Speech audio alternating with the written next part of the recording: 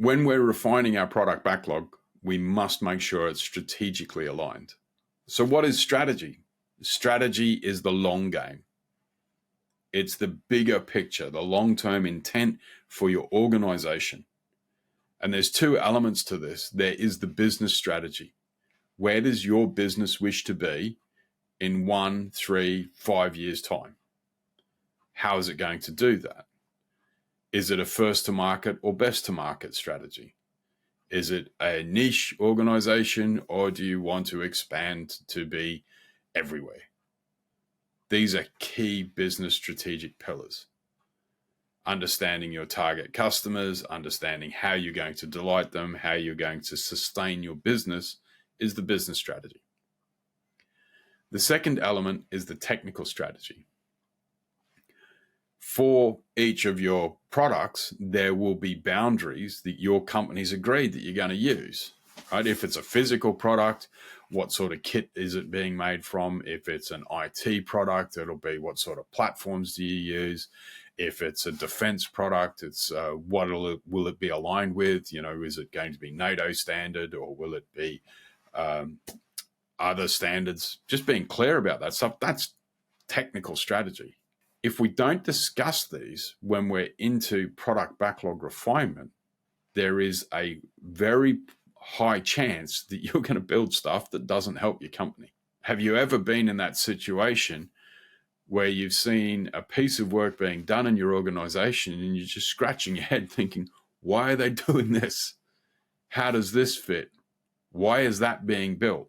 These vanity projects are often generated at a very senior level because on a whim, somebody goes, oh, our competitors have got one of these, we should have one. And this is the dichotomy of product management, product leadership. We need to be aware of the market, but not trying to mimic or imitate. We need to be ourselves.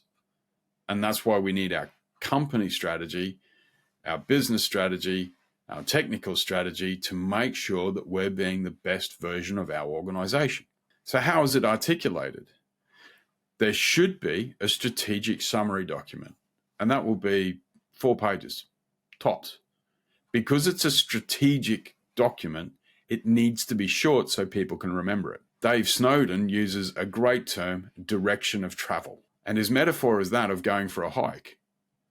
So if we're going for a hike, we want to get to the top of the mountain. Great. Depending who we're hiking with, the weather conditions, what the state of the trails is, we don't know exactly how we're going to get there. We don't know exactly when we're going to stop and have a break, because there might be a spectacular view that we just want to stop and enjoy. We know we're going to get to the top of the hill. That's the strategic intent.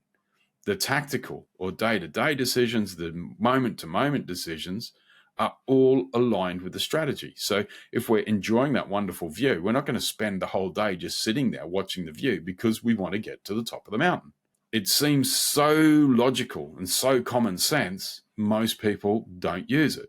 It's the old quote, if common sense was common, it'd just be called sense. It's really weird, we need to be trained in it now, but there you go.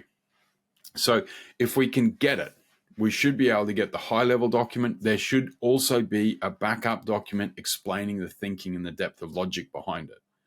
There will be layers to it so that we can go from the high strategy through to technical implementation practices, things that you can do within your team to make sure that you're aligned. And in a very similar way to navigating somewhere, you have to constantly check in against the direction of travel, against the strategy to make sure what you're doing is going to get you there. So we should be talking about this in the sprint review, definitely. But product backlog refinement, given that it's a variable activity, depending upon where you're at in your sprint, where you're at in your product life cycle, etc., that gives you the chance to really play with it and just make sure that what you're building is going to get you there. And this is where those robust product backlog refinement activities, such as removing work from the product backlog, this no longer takes us to where we're going.